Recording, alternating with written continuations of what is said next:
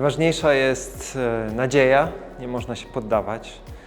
Trzeba ciężko pracować i mówiłem dzisiaj o tym na panelu, że te procesy są długotrwałe, wymagają wytrwałości, odwagi, ale są możliwe i zmieniają potem przestrzeń miejską i myślę, że przestrzeń również społeczną na lata. Bo to, co udało się zachować, tą skalę rewitalizacji kompleksu EC1, to zostanie z ludźmi na pokolenia. Także to jest ciężka praca, duży wysiłek, ale naprawdę warto. To jest naprawdę bardzo potrzebne. Takie długotrwałe procesy wymagają odpowiedniej konstrukcji psychologicznej, bo jesteśmy nastawieni na szybkie sukcesy, na szybkie zwroty informacji.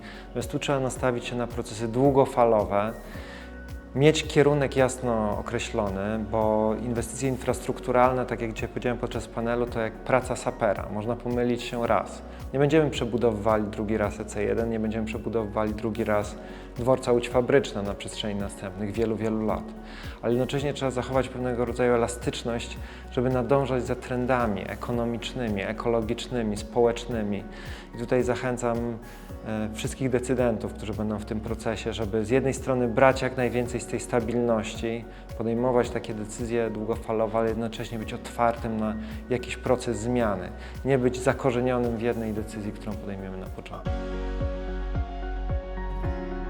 Bez zrozumienia tego, że tak naprawdę osoby, które będą brały udział w tym procesie, mają do czynienia z dwoma fundamentalnymi odczuciami ludzkimi, emocjami ludzkimi. Z jednej strony to jest nadzieja, że ten proces przyniesie coś dobrego, że dzięki temu miasto, region, miejsce będzie tętniło życiem, będzie dawało pracę, będzie powodem do dumy. Więc wzięcie na siebie odpowiedzialności za nadzieję społeczną, nadzieję ludzką to jest bardzo poważne zobowiązanie.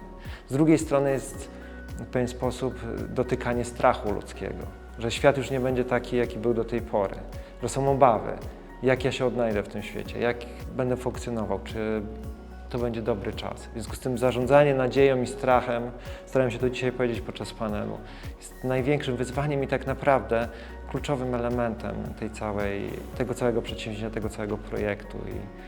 I z tego, jak się wywiążą osoby, które wezmą na siebie tę odpowiedzialność, będzie zależało, czy ten proces zakończy się sukcesem, czy porażką. Myślę, że trzeba mieć szacunek dla tych emocji ludzkich i być w związku do nich